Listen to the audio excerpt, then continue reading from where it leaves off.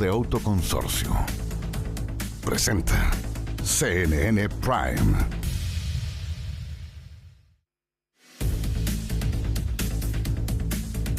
¿Cómo están todas y todos en sus casas? Muy bienvenidas, muy bienvenidos. Esto es CNN Prime de día viernes 5 de septiembre.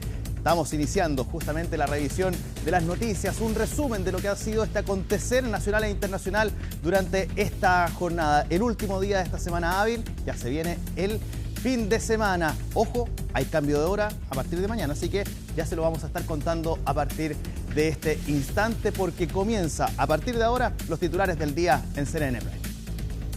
El presidente de la República llamó a hacer una campaña en buena lid, sin caer en la desinformación, que dijo socava la democracia. Su llamado se produce luego de que un reportaje televisivo revelara una red de cuentas anónimas destinadas a atacar a las candidatas Evelyn Matei y Janet Jara. Anoche, desde Talca, el abanderado republicano José Antonio Kast ironizó con la existencia de los bots. En un mes más, la Corte de Apelaciones de Antofagasta resolverá la solicitud de desafuero del gobernador metropolitano Claudio Orrego en el caso Procultura. La autoridad es investigada por un presunto fraude al fisco tras la firma de un millonario convenio con la fundación. La defensa de Orrego reiteró que su representado ha colaborado y que no ha incurrido en delito alguno. A un grupo de cobardes y ociosos, así atribuyó el ministro de Seguridad Pública, Luis Cordero, el ataque que sufrió la 54 comisaría de Huechuraba. En el hecho participaron entre 20 a 30 personas, quienes lanzaron botellas con pintura, tras lo cual fue detenida una mujer. El gobierno anunció un reforzamiento a la unidad policial, considerando que se acerca la conmemoración del 11 de septiembre. Y en temas internacionales, Donald Trump firmó una orden ejecutiva que rebautiza el nombre del Departamento de Defensa por el de Departamento de Guerra, en un guiño al nombre que tenía la cartera hasta 1947. Esta directiva hará que el título sea secundario y así el mandatario estadounidense se evita la necesidad de la aprobación del Congreso. Todo esto en medio de las tensiones con Venezuela. Todo esto y más, porque aquí comienza CNN Prime.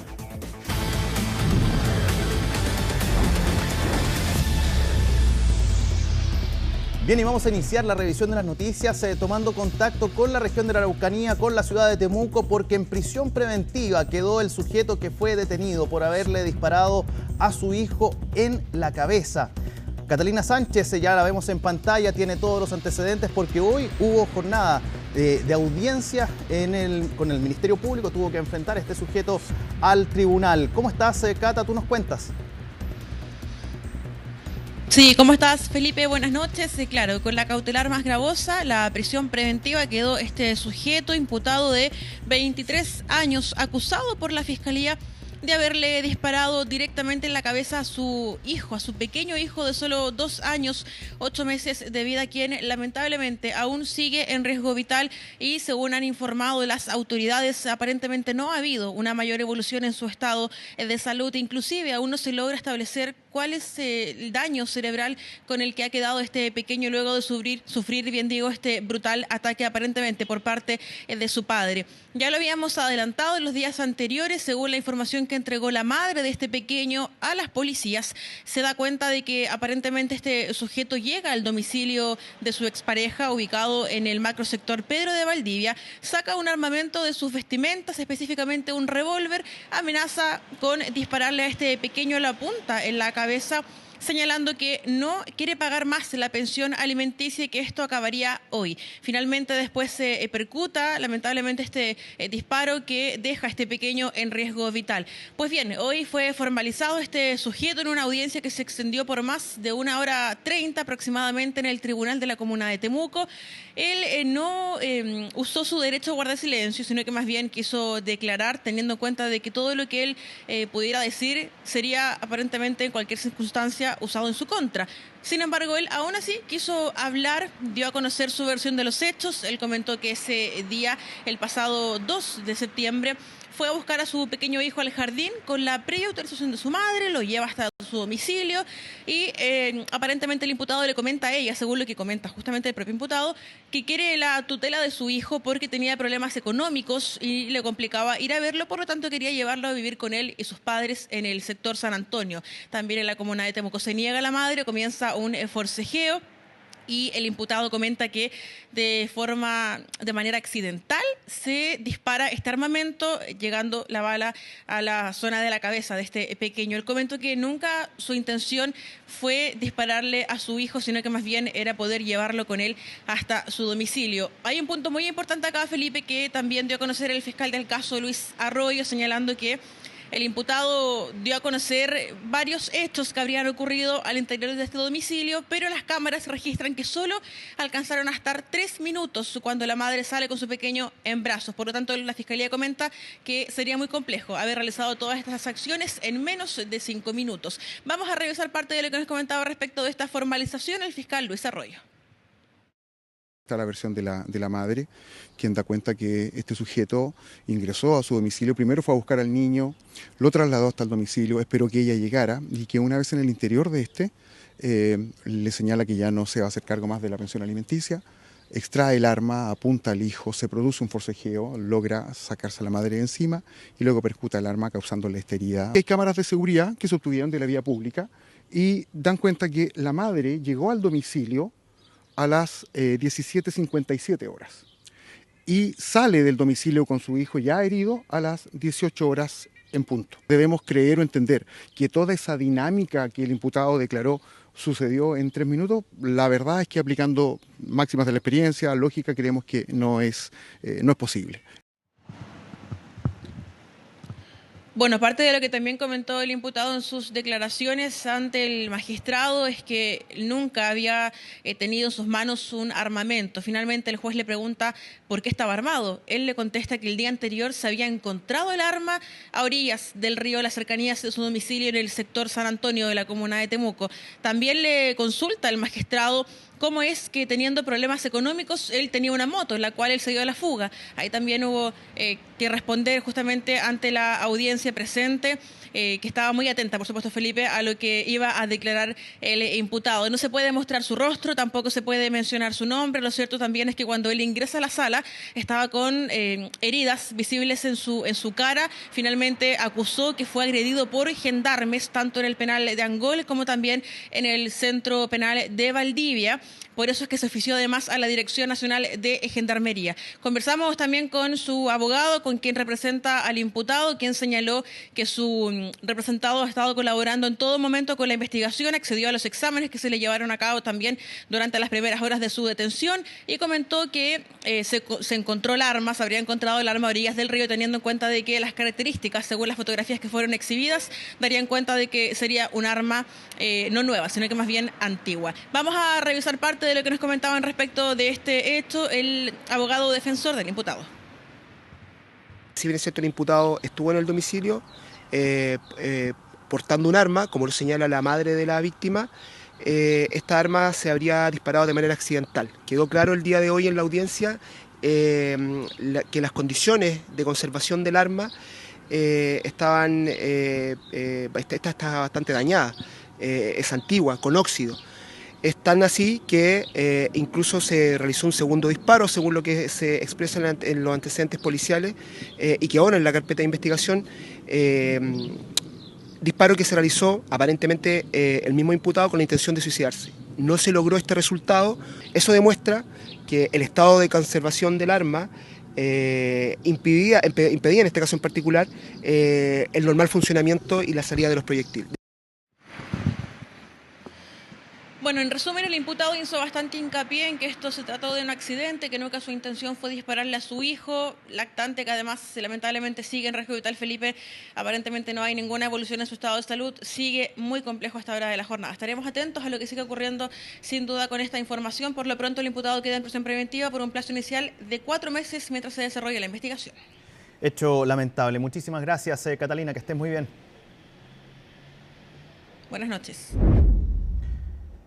Sigamos avanzando en las informaciones. A pesar de las presiones para declarar feriado irrenunciable el próximo sábado 20 de septiembre, el ministro de Hacienda descartó la idea. Pilar Gutiérrez nos muestra las posturas que generó este debate.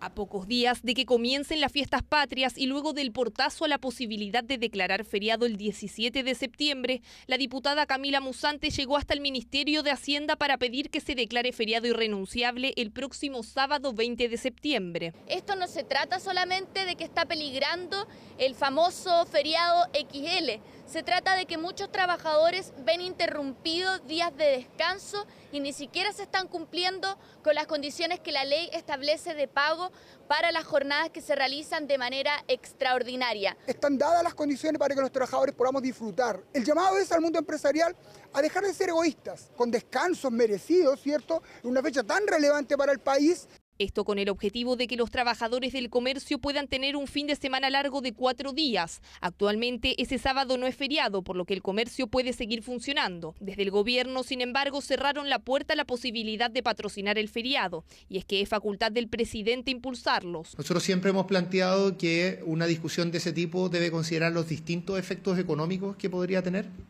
Y también es una discusión que hay que hacer con tiempo. Y creemos que, dado los días que quedan para ese sábado, no consideramos que exista suficiente tiempo como para la discusión. La propuesta tampoco generaba apoyo entre los gremios del comercio. Y es que si bien entienden la necesidad de descanso, señalan que estas medidas afectan directamente al empleo y las remuneraciones en los hogares. Pensar en forma apresurada en agregar feriados cuando las personas necesitamos poder encontrar trabajo, tenemos que pensar que hay más de 900.000 personas desempleadas que buscan empleo. La verdad es que es no entender o no empatizar con la necesidad de las personas de tener empleo. En el Congreso tampoco veían viable el feriado del 20 de septiembre. Seguir ofreciendo feriados es un tremendo despropósito. Además, no tenemos tiempo para poder tramitarlo porque no cuenta con el apoyo del gobierno. Hoy día los feriados en Chile tienen un costo anual de 1.600 millones de dólares y tenemos que tratar de ordenarnos para poder justamente entregarle un beneficio a los trabajadores que sea concreto, alargando las vacaciones y disminuyendo los feriados. Si se desea legislar esto de una manera seria, se podría haber hecho con mucho más tiempo, ya que esta fecha se conoce desde siempre. Pero por otro lado también creo que la productividad mejora cuando los trabajadores y trabajadoras tienen un buen descanso. La propuesta surge en medio del debate que ha generado el alto número de feriados a nivel nacional, y es que Chile se encuentra entre el 5% de países con más días festivos. Según la Cámara de Comercio de Santiago, son 8 los que tienen restricción al comercio este año, lo que tiene un impacto en el sector de 1.300 millones de dólares. En total son 16 los feriados, aunque este año se suman otros 3 por elecciones. Este esquema vigente representa un costo para el país en torno a 0,4 puntos del PIB. Diversos mecanismos para tratar de amortiguar dicho costo. Por ejemplo, mover estos feriados legales y sumarlos a los periodos de vacaciones. Un debate que deberá darse a más largo plazo. Por ahora, el 20 de septiembre seguirá sin ser feriado.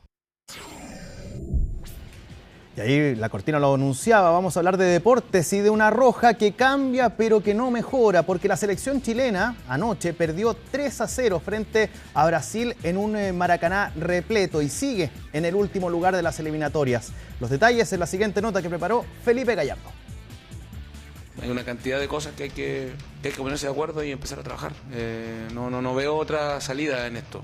El duro análisis de Nicolás Córdoba. La roja cayó nuevamente en estas clasificatorias. Brasil en el Maracaná goleó por 3-0 y hundió aún más al equipo de todos. Y nosotros tenemos que trabajar mucho para lograr nuevamente en algún momento equiparar como lo hicimos hace unos años atrás. La sensación es que hay mucho trabajo por hacer, hay mucho recorrido por generar aún. 11 derrotas suma Chile en el proceso clasificatorio. 3 técnicos, 2 por contrato y un interino que no pudieron sacar adelante el sueño mundialista. Fracaso es poco para un equipo que solo anotó 9 goles en 17 partidos. Y reductivo solamente hablar de lo que pasó hoy. Si esto viene de más tiempo, esto viene de años, por lo tanto no es algo que se va a solucionar en un partido contra Brasil ya eliminado. O sea, no podemos quedarnos en que salgan jugadores de manera espontánea. tenemos que construir los jugadores. De las pocas cosas positivas, hubo 3 debutantes en Río de Janeiro: Lorenz Vigorux, Maximiliano Gutiérrez e Iván Román, jugadores que pueden comandar el proceso hacia el 2030. La defensiva estuvo relativamente bien, la ofensiva fue un desastre porque no llegamos. La primera llegada fue a los 42, 43 minutos del primer tiempo. Pero trabajándolo bien yo creo que podemos tener una buena posibilidad de clasificar al próximo Mundial. Partido la verdad es que es muy complicado para debutar, en un estadio muy difícil, histórico, creo que estuvieron a la altura completamente. Uno se queda con esas cosas que trabajamos en estos poquitos días con Nicolás, que creo que poco a poco nos puede dar un estilo de juego, nos puede dar una forma, nos puede dar una identidad donde nosotros nos plantemos frente a cualquier rival y pudimos sacar cosas positivas de este partido para poder seguir trabajando y poder enfrentar a Uruguay y volver a mejorar. Y claro, el próximo partido de la Roja es ante la Celeste de Marcelo Bielsa, que viene de golear y clasificar al Mundial ante Perú. El loco recordó sus años en Chile y dejó un deseo que nunca se cumplió. Chile fue una experiencia hermosa por los jugadores, por todos tipos bárbaros y por la relación que establecieron con su público. A mí me hubiera encantado poder seguir en ese proyecto 4 años más. Ante el técnico más querido por los chilenos en el último siglo, buscando los 3 puntos para no realizar las peores eliminatorias de nuestra historia. La Roja este martes finalizará unas clasificatorias para el olvido. Estamos de regreso aquí en CNN Prime para seguir justamente informando. Bueno, el presidente Gabriel Boric presidió esta mañana un nuevo consejo de gabinete en el Palacio de la Moneda, donde se abordó, entre otras cosas, la polémica por la denuncia sobre grupos de bots que estarían detrás de ataques a candidatos presidenciales. El mandatario condenó este tipo de prácticas y aseguró que socavan la democracia. Quien preparó el informe es Colomba Eccles. Durante el mes de septiembre inicia formalmente las campañas electorales que decidirán quién nos reemplazará en la moneda. Y preocupación es la que se ha instalado en torno a este periodo de propaganda electoral, que considera también el despliegue de campañas en redes sociales. Las alarmas las encendió primero la abanderada de Chile Vamos, Evelyn Matei, tras recibir ataques coordinados desde cuentas anónimas. Pero un reportaje de Chilevisión reveló que no fue la única. También la candidata oficialista Janet Jara y el propio presidente Gabriel Boric fueron blancos de estos ataques. Hemos visto cómo empiezan a desplegarse las campañas. Deseamos desde el gobierno que lo hagan en buena lid, sin caer en la desinformación, en el engaño, que son prácticas que socavan la democracia y que no le hacen bien a nadie. Y hemos visto en los últimos días cómo están, por algunos, bastante naturalizadas. Para la candidata oficialista Janet Jara, quienes se esconden detrás de la pantalla son republicanos. Por eso llamó al candidato José Antonio Kast a pronunciarse sobre estos ataques concertados, tema que el abanderado abordó en un encuentro con adherentes en la región del Maule. En las redes sociales, bueno, es la mentira del día. Yo veo aquí muchas personas que tienen redes sociales. Yo diría que todos somos bots, ¿no? Háganle así. Janet, aquí estamos, ven por mí. Nosotros no necesitamos que algún pariente que pueda trabajar en algún medio de comunicación haga un reportaje tratando de apuntar a una colectividad. Pariente que, según informó Chilevisión a través de un comunicado, no tuvo participación en la investigación. No puede ser que la reacción del candidato Kast frente a esta acusación sea instalar otra mentira. O sea, es de nunca acabar. ¿Cómo es posible?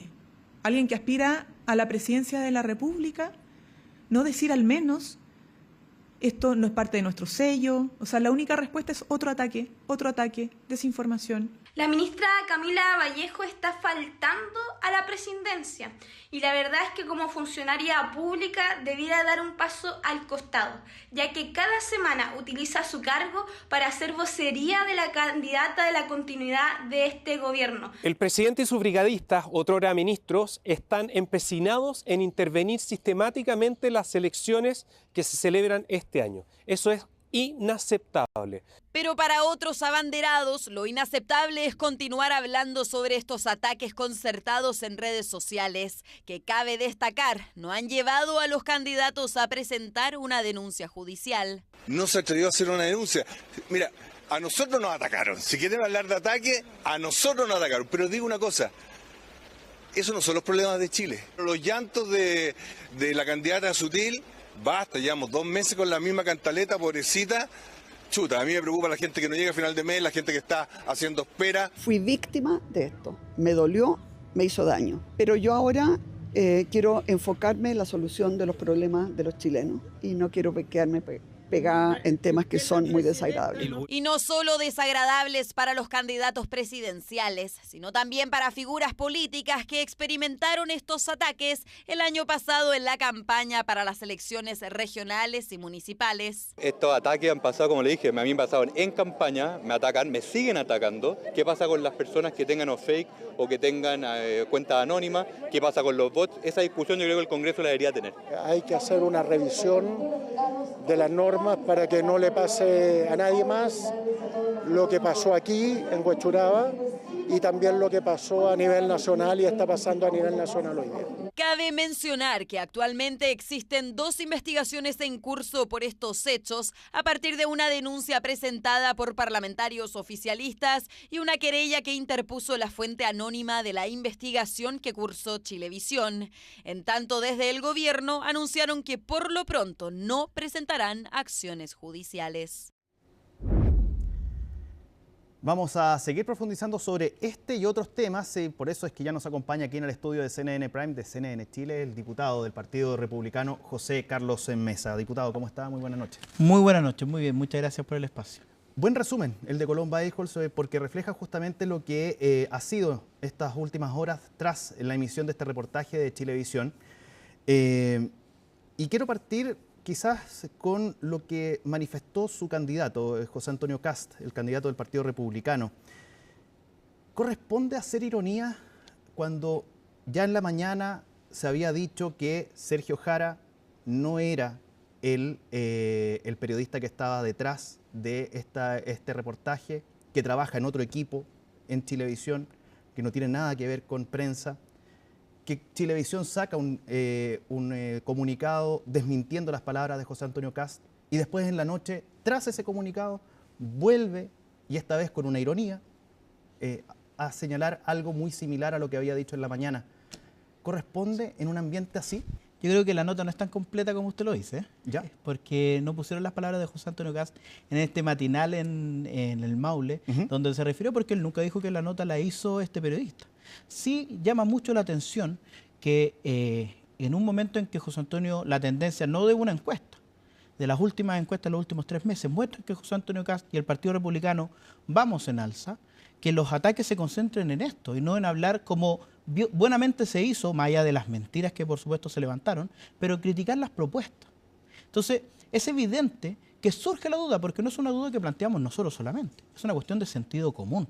Cuando uno ve una nota que más allá que yo entiendo que hoy día acá se refute lo que yo voy a sostener ahora, pero yo encuentro, y lo he conversado con muchos periodistas que evidentemente ninguno me va a permitir que yo dé su nombre, que cuestionan mucho esa nota, por ser muy sesgada, por tener prácticamente fuentes incomprobables, por el mismo periodista que dice haberla hecho, en una entrevista hoy día en la mañana pude ver, en un medio digital, señala que él no tiene pruebas para vincular al Partido Republicano a José Antonio Kast. Entonces, ¿por qué los medios de comunicación lo vinculan con una nota que no dice eso? ¿Y por qué la candidata, Janet Jara, lo hace? Entonces, surgen esas dudas y nosotros planteamos las dudas. Yo creo que lo que no se puede permitir es que frente a este tipo de ataques uno no pueda responder.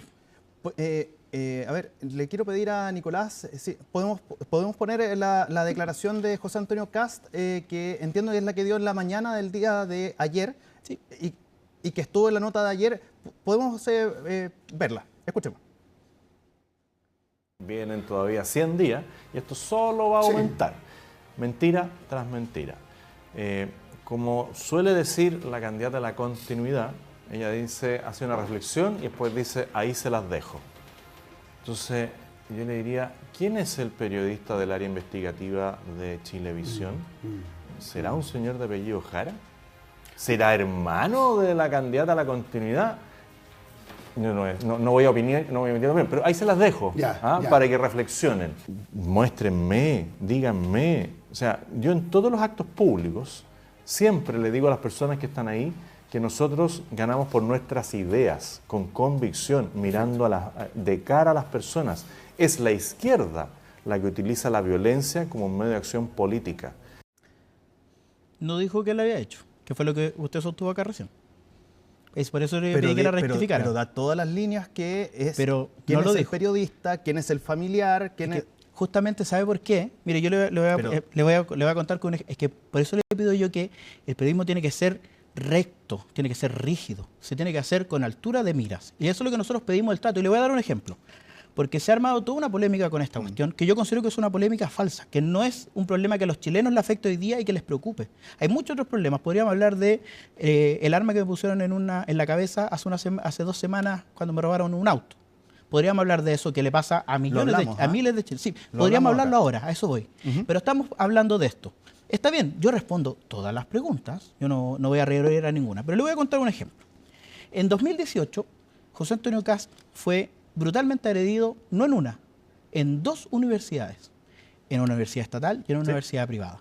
Yo fui víctima de una de esas violencias y hasta el día de hoy estoy esperando algún reportaje que nos diga quién fue quien nos agredió, porque los sumarios que se abrieron en esas 2 universidades, ahí quedaron en nada, nadie investigó, pero fueron muy rápidos, pero déjeme terminar, han sido muy rápidos para poner a 3 o 4 personas, ¿cierto?, en una nota para vincularnos cuando el propio autor de la nota dice que no hay vinculación. Entonces, a esa rectitud es a la que yo me refiero, porque vemos un trato desigual.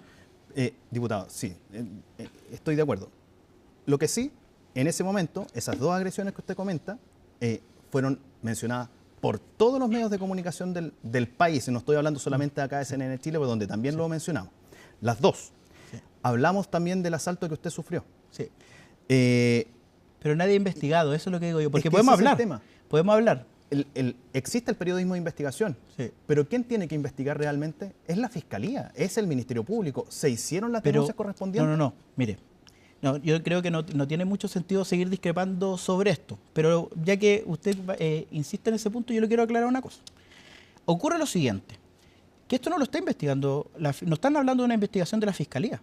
Están hablando de una investigación propia que hace un medio de comunicación. Estamos de acuerdo. Que yo creo que es completamente válido que lo hagan. Viva la libertad de prensa. Pero así como vive la libertad de prensa, viva mi libertad de expresión para decir que me parece un reportaje malo, un reportaje sin fuentes y un reportaje artero. Un ataque artero porque de ahí se agarra justamente la candidata Janet Jara para atacarnos a nosotros cuando el reportaje no tiene ninguna evidencia para atacarnos a nosotros. Entonces, por eso digo yo, está bien. Hemos dedicado los primeros minutos de esta entrevista a hablar de este tema. Y espero que hablemos de otros temas también. Hay problemas urgentes que le afectan a los chilenos. Yo le podría contar, por ejemplo, la diferencia de trato que recibí del alcalde de Huechuraba, donde no ocurrió el asalto que yo tuve, que me llamó esa misma noche, el alcalde Luxi, que sale ahí. Le agradezco, porque yo soy vecino de Huechuraba. El alcalde Jadwe, comuna en la que yo fui asaltado brutalmente y me apuntaron con un arma, a mí y a mi sobrina, hasta el día de hoy no soy capaz de mandarme un solo WhatsApp. Podríamos hablar de cómo alcaldes de izquierda no se preocupan por la seguridad. Cómo alcaldes de centro o derecha, no sé cuál será la tendencia del alcalde Luxi, sí se preocupan por la seguridad de sus vecinos, pero no. Estamos hablando de un reportaje que, como le insisto, yo lo encuentro que es bastante malo. Pero, diputado, sí, yo entiendo la preocupación que existe por el tema de la seguridad y partí este tema justamente por la contingencia que existe. Pero le quiero recordar solamente un punto.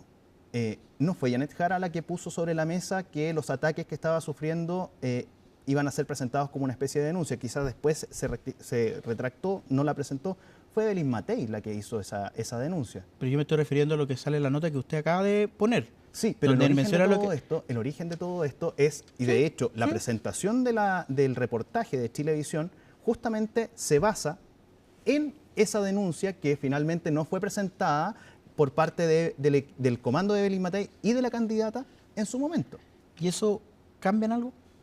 Las cosas, el que lo haya dicho Evelyn Matei o lo haya dicho Janet Jara, pero es que yo me permito hacer esa pregunta. ¿Cambia las cosas realmente con un reportaje como necesito, que yo considero que es malo? Tengo todo el derecho a decir que es malo. Diputado, sí, yo entiendo. Y puede ser que si hubiese Pero vamos a seguir hablando de esto. Es que yo creo que sí, al menos para poder Sí, resolver ciertos puntos. Ya vamos a hablar de otros temas, vamos a hablar de las declaraciones del ministro Cordero, vamos a hablar de varios temas. Que vive en Narnia el ministro Cordero. A mí me gustaría saber en qué país vive para irme a vivir allá. Pero no se me escape.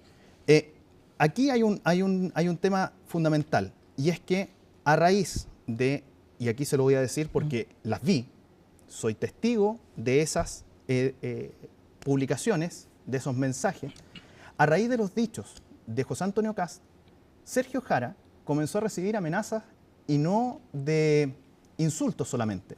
Estamos hablando de amenazas de muerte. Las vi. Eso es lo que se está provocando. Ese es el daño. Eso es la funa. Mire, me tomo de eso. Déjeme tomarme de eso porque creo que es muy importante. Me tomo de eso para explicarle el siguiente punto. A mí me gustaría que esto se investigara por completo.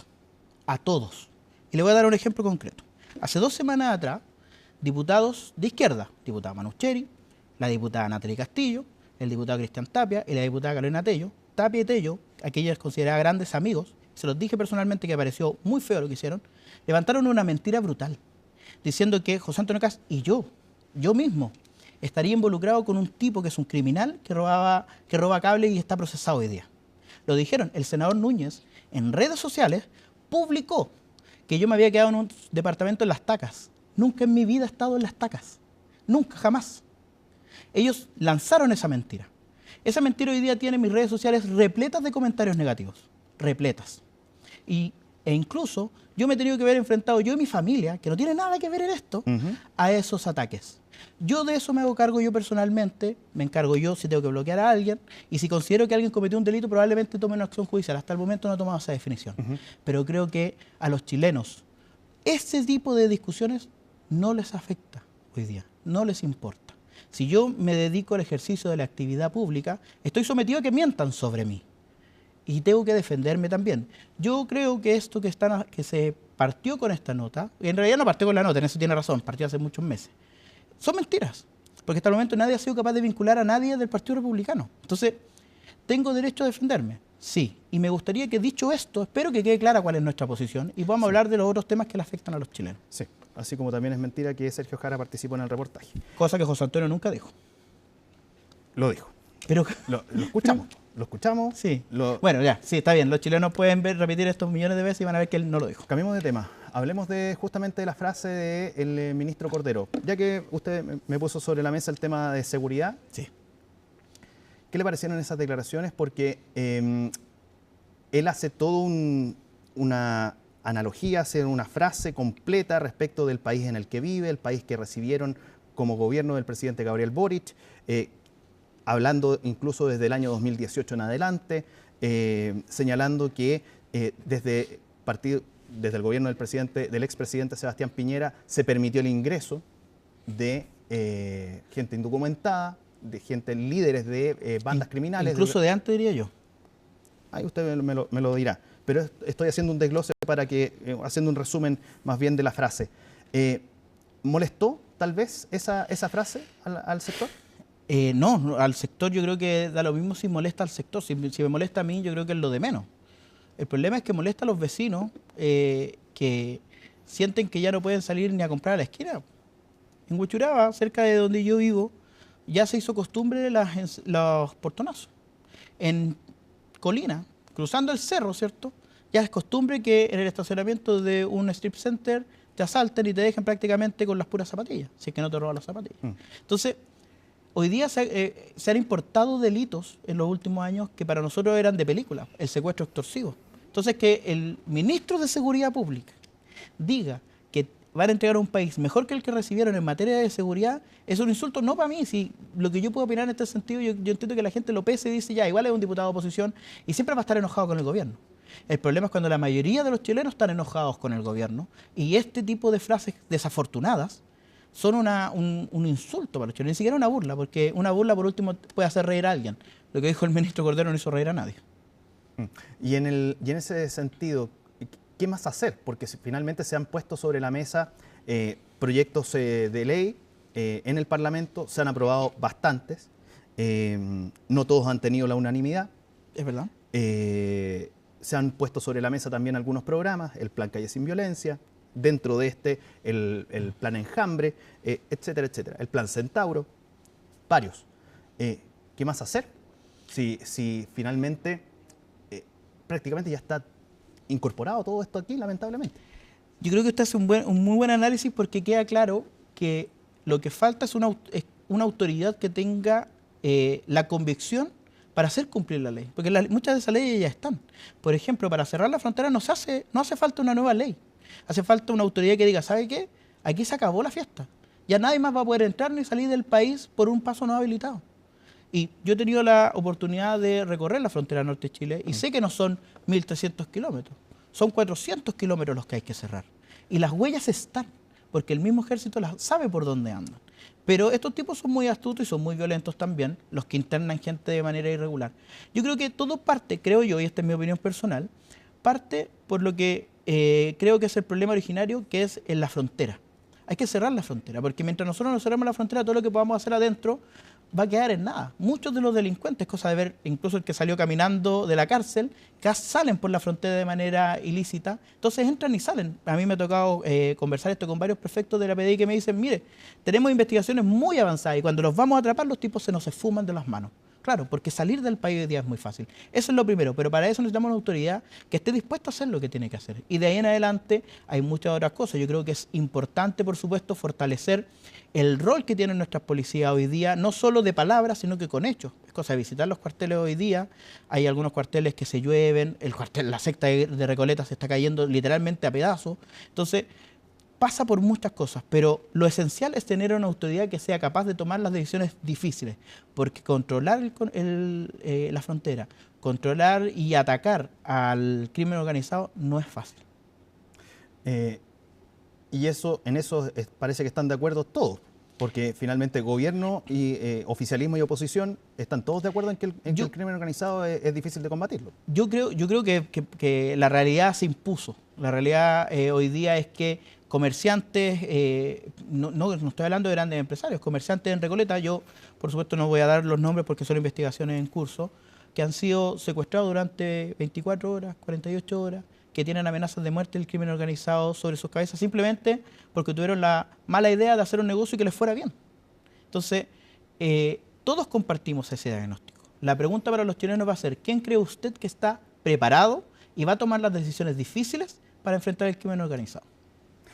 Diputado, lo cambio nuevamente de tema. ¿Se rompieron totalmente las relaciones? ¿No hay posibilidad alguna de poder conversar? Y esto se lo pregunto basado en todo lo que ha sido la discusión en las últimas jornadas por el tema del voto con multa, el voto obligatorio con multa, que finalmente del Parlamento o de la Cámara salió sin... Se lo encuentro un papelón de parte nuestra. Qué bueno que me dice eso, porque le iba a preguntar justamente eso. ¿Fue un chascarro lo que pasó? Sí, completamente. Los votos de la oposición debieron haber estado. Yo no soy quien para apuntar con el dedo a ningún parlamentario, pero quienes faltaron ese día tendrán que dar las explicaciones que correspondan. Yo trato de no faltar nunca, creo que he faltado 4 o 5 veces y de esas creo que solo una fue injustificada en este periodo. Trato de estar presente en todas las discusiones y creo que lo que nos corresponde. Ahora, para responder la pregunta original, porque usted me hace esta pregunta a propósito de la confesión que le hago, digamos. Claro, si es que se rompió finalmente la relación con el gobierno, porque ya, por ejemplo, algunos parlamentarios, senadores principalmente, ya hablan que aquí no hay vuelta atrás. Mire, yo creo que en la vida, y por supuesto también en la política, nada es definitivo. Siempre puede haber una oportunidad. Nosotros hemos estado en conversaciones a través del presidente de la Cámara, el diputado Castro, en conversaciones indirectas todavía con el gobierno para llegar a un punto de encuentro. Yo valoro las palabras del presidente de la República cuando hoy día se compromete a respetar ese acuerdo al que ya se había llegado, porque así como faltaron los votos de la oposición, también el oficialismo no cumplió con poner sus votos para la multa, y que el presidente hoy día diga que él va a hacer todo para que se cumpla esta palabra, a mí me parece positivo, pero esto va a poner a prueba al presidente Gabriel Boric. Lo va a poner a prueba en primer lugar para ver si él es capaz de cumplir con la palabra empeñada. Si él tiene la altura moral para decir una cosa y después cumplirla. De parte de los republicanos, siempre va a encontrar que nosotros decimos una cosa y la cumplimos. No siempre lo que decimos y hacemos es del gusto de todos. Eso es normal. Pero lo que decimos lo hacemos. Y lo segundo, va a poner a prueba el liderazgo del presidente Gabriel Boric a 7 meses de que termine su mandato. ¿Tiene hoy día el presidente Gabriel Boric el tonelaje político para controlar y para hacer ejecutar la disciplina que corresponde con sus parlamentarios en el Congreso? Yo creo que con muchos sí. Hay otros que hoy día les importa poco y nada al presidente de la República, están pensando más en su reelección y están dispuestos a prácticamente hacer cualquier cosa con tal de ganar esa reelección. Pero espero que el presidente Gabriel Boric logre ordenar a sus huestes, digamos, a sus parlamentarios en el Congreso y más temprano que tarde, más rápido posible, tengamos la multa que además es una obligación constitucional. No es que se nos ocurra a nosotros, la Constitución nos manda al voto obligatorio con multa. Diputado José Carlos Mesa, muchísimas gracias por venir al estudio de CNN. Muchas gracias, que esté muy bien. Igualmente. Sigamos avanzando en las informaciones. En un mes más, la Corte de Apelaciones de Antofagasta escuchará los alegatos por parte de la Fiscalía de dicha región para solicitar el desafuero del gobernador de Santiago, Claudio Orrego, por su presunta participación en el delito de fraude al fisco en el caso Procultura. Su defensa insiste en la inocencia del imputado y además de una colaboración sustancial en la investigación. Los detalles en el siguiente informe que preparó Miguel Ángel Araya. El próximo lunes 6 de octubre quedó fijada la audiencia de solicitud de desafuero que fue presentada por la Fiscalía Regional de Antofagasta en contra del gobernador de Santiago, Claudio Orrego. El requerimiento fue presentado ante la Corte de Apelaciones de Antofagasta en la previa de lo que podría ser una eventual formalización de los imputados indagados por el caso Procultura, entre los que figura el ex histórico del ADC por su presunta participación en el delito de fraude al fisco. Sin embargo, desde la defensa de Orrego aseguran que no existe tal delito de su parte. La verdad es que aún no nos ha sido notificada, no conocemos su contenido y por lo tanto no podemos hacernos todavía cargo de ellos. Sin embargo, debo decir que el gobernador desde hace ya muchos meses ha venido colaborando ampliamente y transparentemente con el fiscal que estuvo a cargo de la causa. Prestó declaración, entregó numerosísimos antecedentes que dan cuenta de la veracidad de su versión de los hechos. La decisión se ha convertido en uno de los primeros pasos importantes de cara a la formalización del caso, desde que la indagatoria pasó de manos del fiscal regional de Coquimbo, Patricio Cooper, a la fiscalía dirigida por el fiscal regional de Antofagasta, Juan Castro Vecchios. Fueron cerca de 1.700 millones de pesos los entregados a Procultura a través de un convenio por el programa de prevención del suicidio Quédate, pero de los cuales solo se alcanzó a rendir un 40%, quedando casi 1.000 millones sin justificar ni ser recuperados. Esperamos que se haga justicia y Alberto Larraín devuelva esta plata. Esperamos que haya las responsabilidades administrativas y políticas, incluso penales, que vean el caso, entendiendo que el gobernador Claudio Orrego tiene ahora 2 procesos en el Ministerio Público, tiene 17 causales de destitución en el TRICE, más múltiples informes en la Contraloría. Los vecinos no pueden esperar más, llevamos casi 3 años, necesitamos esa plata, que vaya a la gente y que no vaya a Alberto Larraín y su gente. Las instituciones tienen que funcionar normalmente y en lo que corresponde a la delegación seguimos trabajando muy activamente con el gobernador y con la institución de gobierno regional para efectos de enfrentar los distintos desafíos que tenemos en la región. La verdad es que tengo la mejor opinión de Claudio y lo importante es que se resuelva conforme a derecho y lo más importante es que vamos a seguir trabajando juntos por la región. Recordemos que el fuero es un beneficio con el que cuentan algunas de nuestras autoridades políticas que son elegidas democráticamente, con el que se evita una persecución penal injustificada y la decretación de medidas cautelares, por lo que es necesario que el proceso sea antes visado por la respectiva Corte de Apelaciones. Entonces el fuero lo que hace es proteger a esta autoridad política de ser perseguida sin fundamento en materia penal. Por lo mismo, la Corte de Apelaciones revisa la seriedad de los argumentos en virtud de los cuales se pretende imputar la comisión de un delito a esta autoridad, fundamentalmente además de imputarle un delito, pedir a su respecto medidas cautelares personales. Primero, una formalización de investigación para que la Fiscalía pueda pedir medidas cautelares intensas. Y luego, para deducir una acusación en su contra, se requiere entonces que la Corte de Apelaciones respectiva resuelva a través de una resolución fundada que es procedente el desafuero de esta persona en particular. Ahora queda esperar cuál será la decisión que adopte el Tribunal de Alzada antofagastino, que en caso de conceder el desafuero de Orrego, este podría entonces apelar a la Corte Suprema para que sea el máximo tribunal del país el que defina su futuro procesal. Cambiemos de tema. Desde el gobierno calificaron como cobardes y ociosos los variados ataques registrados anoche contra una comisaría en Huechuraba. En los hechos habría participado un grupo de entre 20 a 30 personas, quienes lanzaron botellas con pintura al recinto. La única persona detenida por estos ataques corresponde a una mujer de 18 años, quien fue sorprendida en el lugar con botellas y otros elementos. El producto de los disturbios resultó con daños en la fachada del edificio y un vehículo radio patrulla. Desde el Ejecutivo anticiparon un reforzamiento en el lugar, señalando que los hechos, como estos se suelen suceder en fechas cercanas a la conmemoración del 11 de septiembre.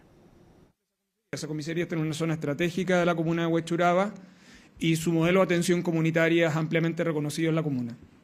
Sin embargo, existe un grupo de cobardes y ociosos que de tanto en tanto utilizan esa comisaría para atacarla. Eso suele suceder en los 4 de septiembre, como ocurrió ayer, y en las fechas que están vinculadas al 11 de septiembre. Sin embargo, en otras ocasiones, como sucedió hace un par de meses, a propósito de la celebración de un par de barras, también fue objeto de ataque. Son ataques regularmente en grupo. ¿Son de las mismas personas? Habitualmente no, o corresponden a sujetos distintos. Sin embargo, por la experiencia de carabineros en esa zona, en determinado tipo de fechas, ese es un cuartel que queda especialmente reforzado, como sucedió la noche de ayer, y que estará especialmente reforzado en las próximas fechas emblemáticas. Y ahora sí nos vamos a cambiar totalmente de tema, porque no queda absolutamente nada. Se acerca a pasos agigantados el 18 y los chilenos y chilenas tienen ganas de celebrar, y de eso no hay ninguna duda. Al menos eso dicen algunos fonderos, que ya señalan que la preventa de las entradas se han ido duplicando en comparación al 2024. Los detalles en la nota que preparó Pablo Figueroa. Son de las bandas más solicitadas en la región metropolitana para estas fiestas patrias, y Chico Trujillo está exclusivamente en 2 fondas que son hermanas. Estamos hablando de la nueva versión de Doña Florinda y Doña Rosa. Las festividades de la comuna de La Florida, en el Parque La Araucana, entre el jueves 18 y el domingo 21, y la otra que es en el Hipódromo. 2 eventos que se apuntan como uno de los grandes éxitos para estas futuras fiestas patrias, porque en la preventa ya se ha duplicado la venta de tickets en comparación a 2024.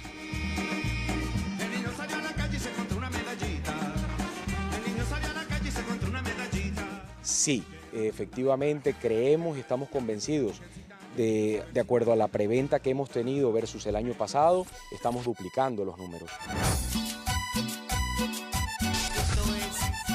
Y más al norte de la región metropolitana, en el escenario del Parque San Miguel, se celebrará las fiestas patrias en Colina. Una tradición que este año será encabezado por un cartel de artistas como Miriam Hernández y La Noche, entre varios más.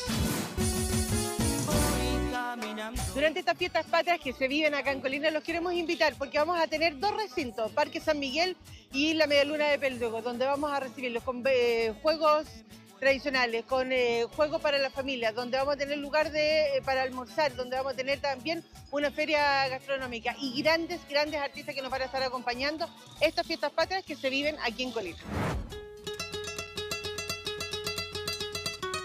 Y al sur de la región metropolitana, en Puente Alto, ya comenzaron este viernes las actividades con el cierre de un perímetro de una calle aledaña a la Plaza de Armas, pero las actividades como el desfile es el punto de encuentro para los puentealtinos.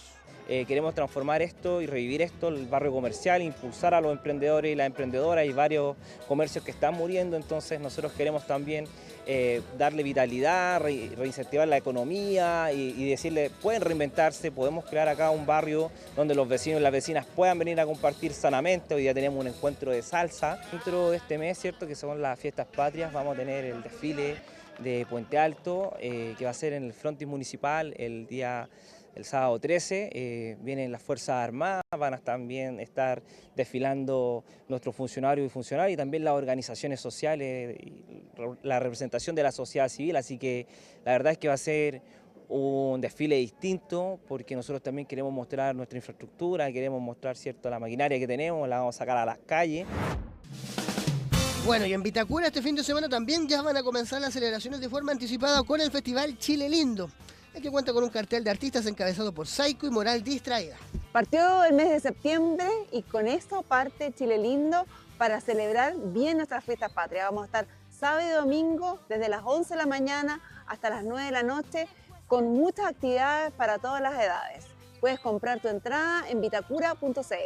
12.000 pesos entrada general y 8.000 pesos para los vecinos con tarjeta Mi Vita. Los menores de 12 años no pagan. Serán 2 jornadas, el sábado 6 y domingo 7 de septiembre, en que los músicos y bandas nacionales y grupos folclóricos se presentarán en el Parque Bicentenario. El evento ofrecerá múltiples actividades familiares y una amplia oferta gastronómica que se mantendrá con un horario desde las 11 de la mañana hasta las 8 de la noche. Y como nos gusta el 18 aquí también en CNN Chile, vamos a seguir hablando de este tema, porque ante la cercanía de las fiestas patrias, bueno, muchos comienzan a prepararse para la extensa celebración que habrá este año. Sin embargo, hay autoridades y algunas ONGs que han hecho un llamado a festejar de manera responsable y por eso es que se realizó una actividad en pleno centro de Santiago. ¿Quieres saber qué consejos entregaron? La nota de María Luisa Carrión responde. Este año serán 4 días de celebraciones, al igual que en 2023. Uno menos que en 2024, pero no por eso menos zapateado. A mí me encantan todas las cosas como del 18, como que no se le da como vida a Chile. Siempre se nos va la mano con en exceso de comida. Yo en el caso mío sí, pues más exceso de comida que trago. Mucha grasa, mucho asado, mucha carne, poco movimiento también. Pero claro, yo creo que más el alcohol, eso es lo que más afecta, ¿cierto?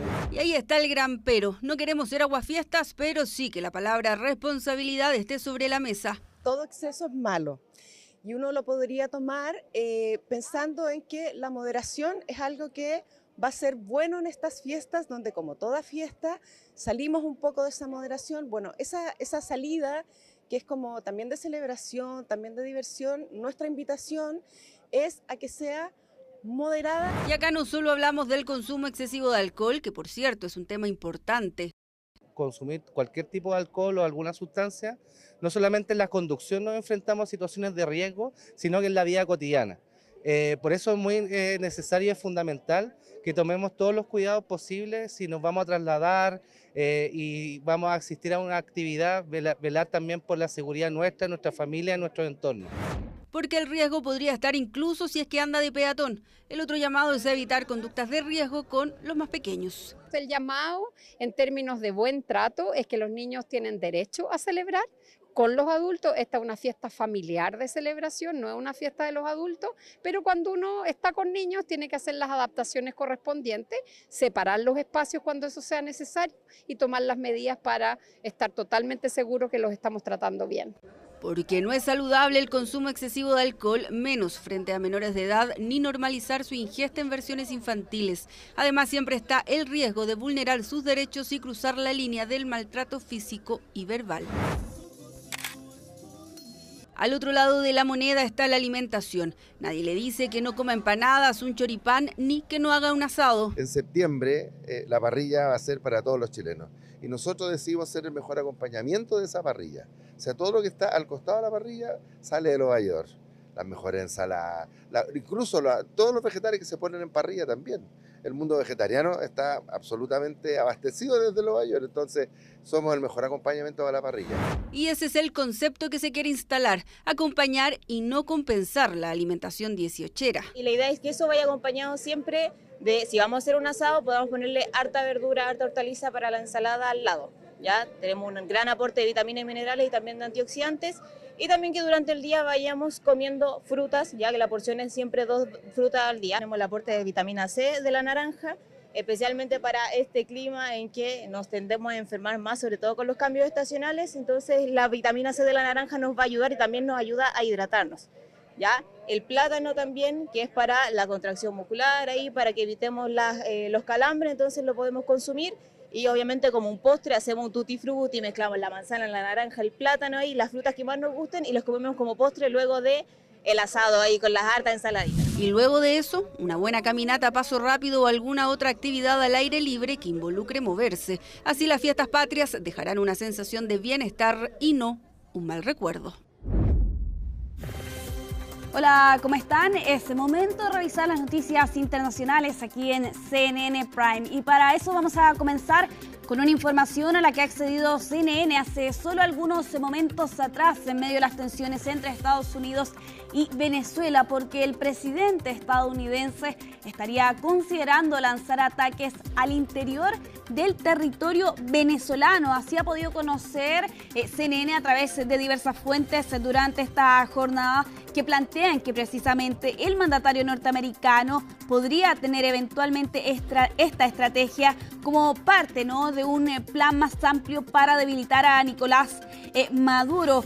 De hecho, sin ir más lejos, durante esta jornada Donald Trump era consultado precisamente sobre un eventual fin del régimen chavista, y en ese momento, al menos frente a las cámaras, Trump señaló que no se estaba hablando de eso. Bueno, lo cierto es que esta nueva escalada retórica va en línea, ¿no?, de lo que hemos visto en estas últimas dos jornadas. De hecho, sin ir más lejos, durante este día también Trump aseguraba que se estaban considerando precisamente derribar aviones venezolanos.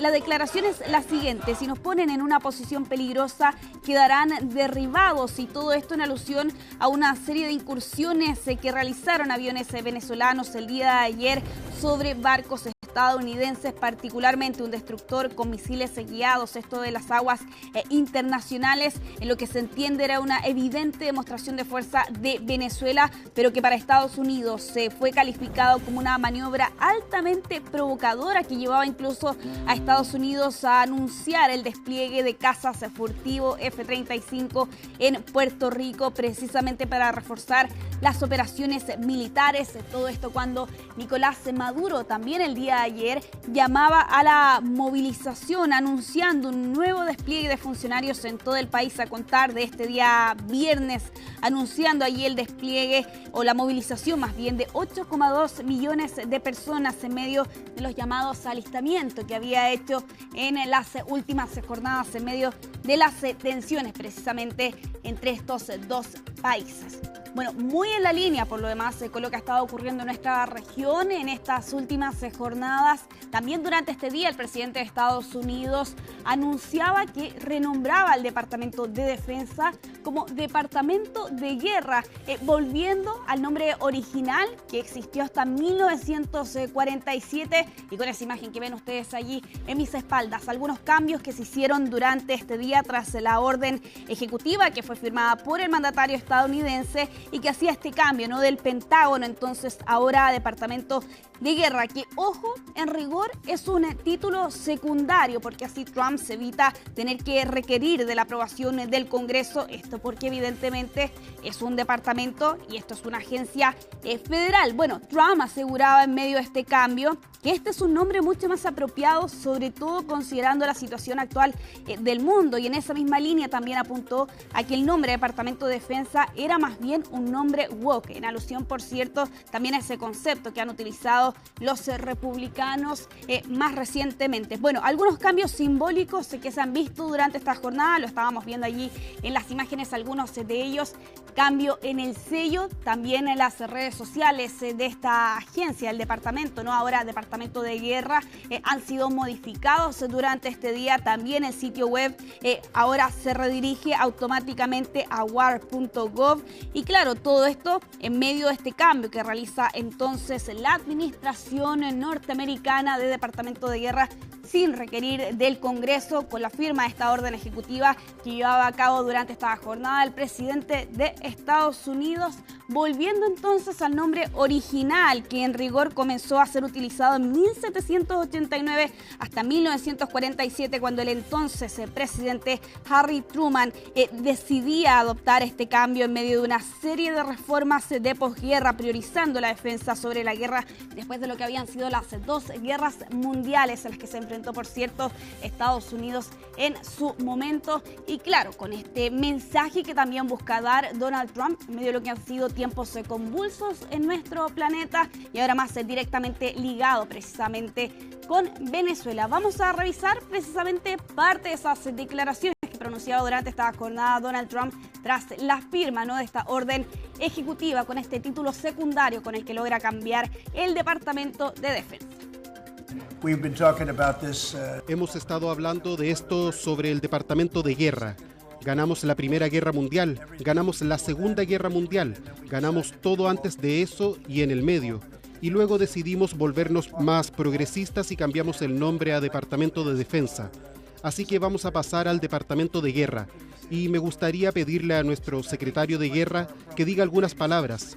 Pete Heck creo que es un nombre mucho más apropiado, especialmente a la luz de donde está el mundo ahora mismo. Tenemos el ejército más fuerte del mundo, tenemos el mejor equipo del mundo, tenemos los mejores fabricantes de equipo con diferencia. No hay nadie que compita siquiera. Dejamos a Estados Unidos y nos vamos hasta Medio Oriente. Atención con estas imágenes, dan cuenta que la guerra, precisamente el conflicto entre Israel y Hamás no cesa. Y claro, con estos registros de las fuerzas de defensa de Israel que durante esta jornada lanzaban un ataque contra un edificio en la ciudad de Gaza, en una zona densamente poblada, y que da cuenta de que se ha intensificado la operación israelí precisamente en esta zona del enclave palestino. Veíamos precisamente la explosión, los dos ataques que lanzaba Israel durante esta jornada y también las devastadoras consecuencias en las que se vio reducido por lo demás este inmueble, la torre Mustaja de 12 pisos ubicado al oeste de la ciudad de Gaza. Se había informado que anteriormente las fuerzas de defensa de Israel habían ordenado la evacuación de quienes estaban en este lugar, alegando que supuestamente era una infraestructura de Hamás utilizada, señalaban desde Israel, para planificar y llevar a cabo operaciones. Bueno, lo cierto es que el grupo palestino negó esta acusación e incluso la administración de este edificio aseguró que este inmueble era utilizado por personas desplazadas. Todo esto en medio de la operación que ha estado llevando a cabo Israel precisamente en la ciudad de Gaza. Ayer, sin ir más lejos, les informábamos que desde Israel anunciaban que ya lograban controlar el 40% de esta ciudad, que recordemos tiene aproximadamente 1 millón de personas. Eso es la mitad de toda la población que sobrevive en el enclave palestino. Y claro, con una operación que ha ido avanzando, que evidentemente, y a luces de lo que vemos durante esta jornada, se ha ido intensificando con bombardeos y con asesinatos precisamente en esta zona del enclave palestino. Todo esto en medio de una grave crisis humanitaria. Estamos a puertas a que se cumplan 2 años y con una cifra de víctimas fatales que ha ido creciendo, ¿no?, durante todo este tiempo, de estos 22 meses. Bueno, esto en paralelo cuando hoy también Hamás se revelaba videos precisamente de 2 rehenes israelíes que fueron secuestrados ese 7 de octubre del 2023 desde el festival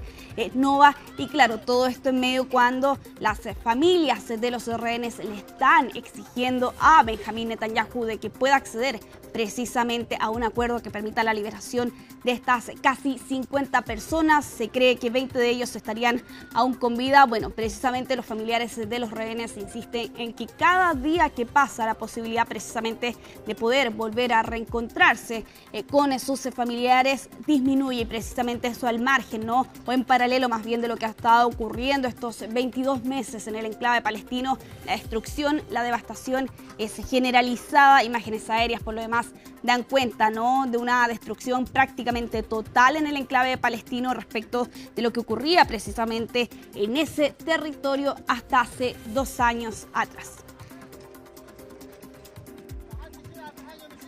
Vamos hasta Perú, precisamente con estas imágenes, con un choque que se registró durante esta jornada en la mañana. 14 vehículos involucrados precisamente en este accidente masivo que ocurría en la carretera Panamericana Norte, con una visibilidad casi de cero, producto de la neblina en las primeras horas de esta jornada, y eso evidentemente desencadenaba esta colisión en cadena allí en Pasamayo, en el país vecino de Perú. Bueno, debieron llegar evidentemente los equipos de emergencia ante esta grave situación. No se ha informado respecto de víctimas fatales. Es una cifra que debe ser informada eventualmente por las autoridades, pero de todas formas se da cuenta, por cierto, allí de la devastación y de la destrucción en la que quedaron estos 14 vehículos involucrados en este choque múltiple allí en el país vecino.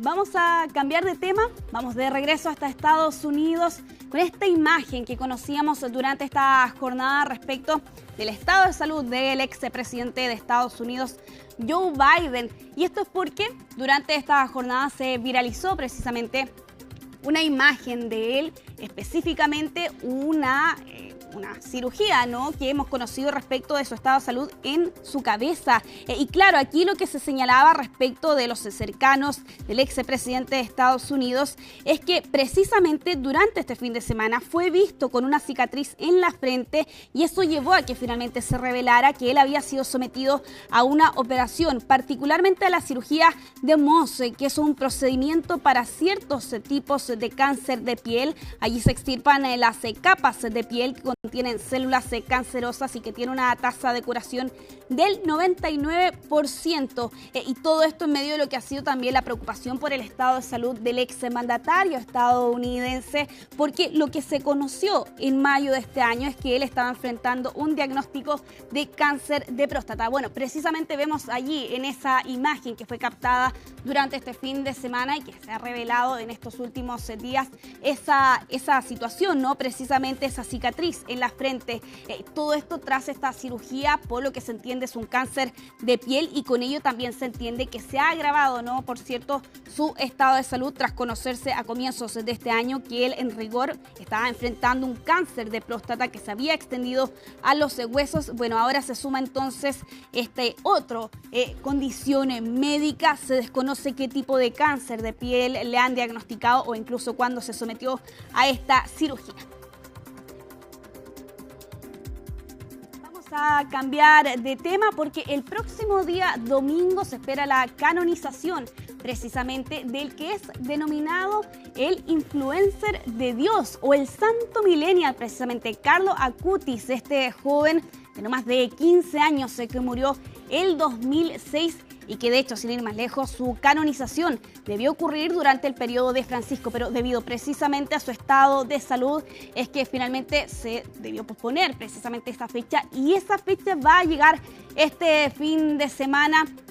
Se ha hablado también en extenso, ¿no?, respecto de cómo precisamente su cercanía con las redes sociales, con el internet, también ha ayudado por lo demás a acercar precisamente la religión católica a otras generaciones, pero además a eso se suman dos milagros que están asociados con su nombre, entre ellos precisamente el caso de una joven que tuvo un accidente y que señalaba allí su familia se refirió precisamente a Carlos Acutis y eso llevó a que milagrosamente, porque se entiende que es un milagro, la vida de esta joven pudo seguir. Y claro, todo esto con el denominado santo millennial. Es el primer santo millennial, como lo han calificado por lo demás, a lo que ocurre con Carlos Acutis. Y claro, vemos en las imágenes parte de esa devoción que se ha dejado en claro, ¿no?, en estas últimas semanas y meses, en la víspera de lo que vamos a ver este día domingo en esta ceremonia que se va a llevar a cabo allí en el Vaticano. Vamos a cerrar esta revisión internacional con esta imagen que llega desde Turquía. Es bastante sorprendente. En solo 15 minutos y en su primer viaje, en el viaje inaugural, este yate de lujo se terminó por hundir y lo están viendo ustedes en los registros de esta jornada con este yate que se terminó por hundir después de ser inaugurado allí en Zonguldak, un popular destino turístico en el norte de Turquía. Bueno, lo que ocurrió es lo siguiente: este yate de lujo avanzó unos 200 metros en mar adentro, comenzó a decorarse y luego posteriormente se hundió. A bordo estaban el dueño del yate, el capitán y dos tripulantes, quienes ante esta situación evidentemente salieron de esta embarcación, se lanzaron al agua y de hecho es parte del registro que están viendo ustedes allí en pantalla y nadaron finalmente hasta la orilla. Esta embarcación llamada Dolce Vento costó casi $1 millón y fue construido en un astillero cercano a la zona 5 meses, prácticamente como nuevo, pero sin embargo se generó este hundimiento que ahora está siendo investigado por las autoridades allí en Turquía. Y con esa imagen sorprendente por lo demás, nos vamos a una pausa y al regreso continúa Felipe Hernández aquí en CNN Prime. presentación completa. Y vamos a hacer la invitación, aprovechando que están todos conectados, a que nos escuchemos ahí en CNN Chile Radio, en nuestro programa Al Día, todos los días de lunes a viernes, desde las 11:30 hasta la 1 de la tarde. Los esperamos ahí con cultura, música, noticias, actualidad, entrevistas y mucho más. Porque hay que recordar que CNN Chile ya no es solamente la pantalla de televisión, sino que ahora somos multiplataformas, estamos por las redes sociales, por YouTube también y por justamente la radio. Así que ahí está, la invitación es completa. Trini, muchísimas gracias y acompáñame porque hemos llegado al término de esta edición de CNN Prime. Gracias a ti. Viernes 5 de septiembre, viernes 5 de septiembre. Así estuvo Chile y el mundo. Somos CNN Chile. Que tengan muy buenas noches.